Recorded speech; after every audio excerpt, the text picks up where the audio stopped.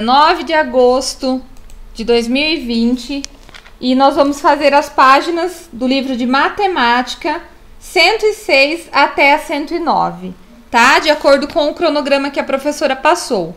Então vamos lá. Probabilidade estatística. Gráfico de setores. O gráfico de setores abaixo mostra o número de partidas que o Brasil disputou em todas as Copas do Mundo de futebol realizadas no período de 1930 até 2014 e o resultado delas. Observe. Então temos aqui um gráfico, tá? Onde estão marcados as vitórias, os empates e as derrotas. Então vamos para as questões. Então olha só. Considerando o gráfico, responda. Quantas partidas o Brasil não perdeu em todas as Copas realizadas nesse período? Então, se ele não perdeu, nós precisamos considerar as vitórias e os empates, porque ele não perdeu nem nas vitórias nem nos empates. Então, vocês vão ter que somar as vitórias e os empates. Na letra B, como você fez para responder ao item anterior? Converse com os colegas e o professor. Não podemos conversar, infelizmente, né? Estamos estudando em casa, mas a professora já falou, vocês tinham que somar as vitórias e os empates de acordo com o gráfico, tá? Na letra C, nesse gráfico, quais setores apresentam o mesmo tamanho? Então, vocês vão ter que olhar o gráfico e comparar quais deles têm o mesmo tamanho. Na letra D, o setor que corresponde às vitórias é maior que a metade do gráfico ou menor que a metade do gráfico? Então, olha só, se eu dividisse esse gráfico ao meio, tá? Como que eu vou saber isso? Eu tenho que saber qual é o total. Para saber o total é só somar tudo e dividir ao meio. Então, será que as vitórias, ele é maior do que a metade desse gráfico ou não? Dá para vocês responderem apenas observando o gráfico, não precisa somar, tá? Na letra E.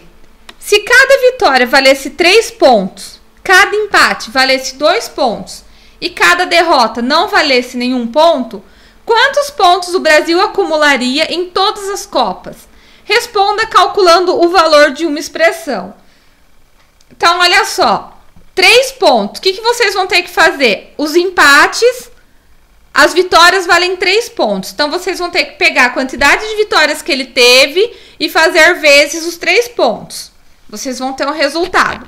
Depois vocês vão ter que pegar a quantidade de empates que eles tiveram e vocês vão ter que fazer vezes 2, porque valem 2 pontos. Aí vocês vão ter um resultado.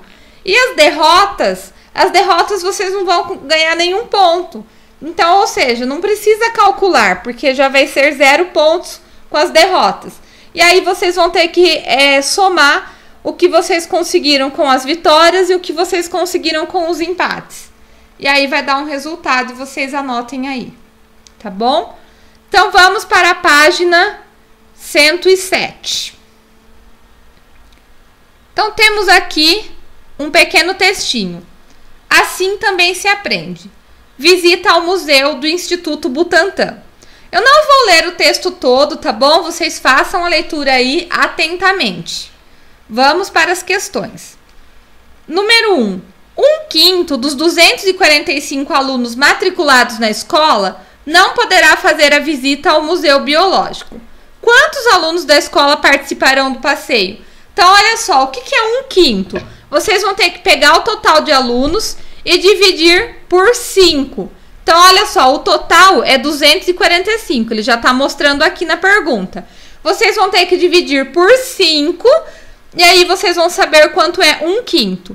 E aí vocês vão pegar o total e fazer menos esse resultado que vocês descobriram.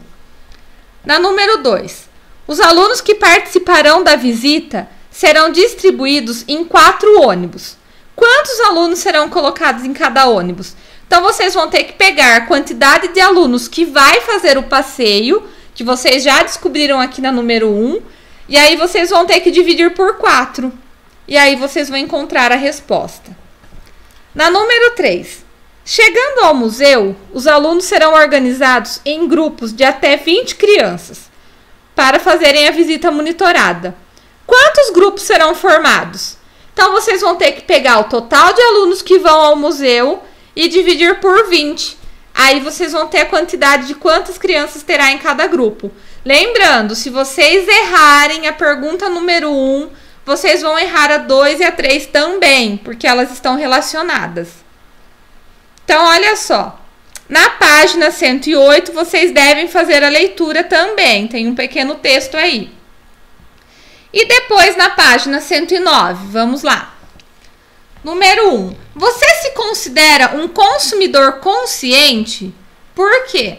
Então, quem lê o texto certinho na página 108 vai entender o que é um consumidor consciente, tá? Na número 2. Pense em outras ações que contribuem para a formação de consumidores conscientes. Faça uma lista no caderno e depois apresente-as aos colegas. Então, vocês vão colocar número 2, página 109 do livro de matemática, para deixar organizadinho, tá bom? Senão vocês vão misturar todas as questões e aí não dá para corrigir depois. Então, vocês vão fazer uma lista. O que é uma pessoa, um consumidor consciente? O que ele tem que fazer para ser consciente? Será que ele tem que comprar com responsabilidade, fechar a torneira quando escova os dentes, não desperdiçar, esse tipo de coisa, né? Número 3. Veja abaixo algumas dicas para o consumo consciente da água. Então, olha lá. Letra A. Por que é importante economizarmos água? Então, vocês já sabem, já estudamos isso várias vezes, não é um assunto novo para vocês. E vocês já sabem por que é importante, né? Temos que cuidar do planeta. Então, vocês descrevam aí com as suas palavras. Na letra B, cite outras medidas que podemos adotar para evitar o desperdício de água. Então, aqui no panfleto, temos aqui algumas maneiras para evitar o desperdício e vocês vão falar outras maneiras diferentes dessas, tá? Letra C. Se uma torneira aberta por 5 minutos desperdiça 80 litros de água, quanta água essa torneira desperdiçará se ficar aberta por 10 minutos? Então, olha só, 5 minutos ela fica 80. Se a gente levar em consideração que o 10 é o dobro do 5, o que é o dobro? Eu tenho que fazer vezes 2. Então, se 5 minutos desperdiça 80 litros, 10 minutos, quantos litros ele vai desperdiçar? É só eu fazer o 80 litros vezes 2, porque é o dobro do tempo. Número 4. Sabendo que Carlos usa 2 baldes de 10 litros para lavar o quintal, responda. Letra A. Quantos litros de água Carlos gasta para lavar o quintal? Então, se cada balde tem 10 litros, 2 baldes, quantos litros? Letra B. Quantos baldes de 10 litros equivalem à quantidade de água gasta por uma mangueira aberta durante 30 minutos? Então, vocês vão ter que calcular, tá bom? Na letra C. Usando esse balde em vez de uma mangueira, Carlos economiza quantos litros de água para lavar o quintal, que correspondem a quantos baldes como esse? Tá? Qualquer dúvida, podem chamar a professora no WhatsApp, que a professora ajuda vocês. Um beijo e até a próxima!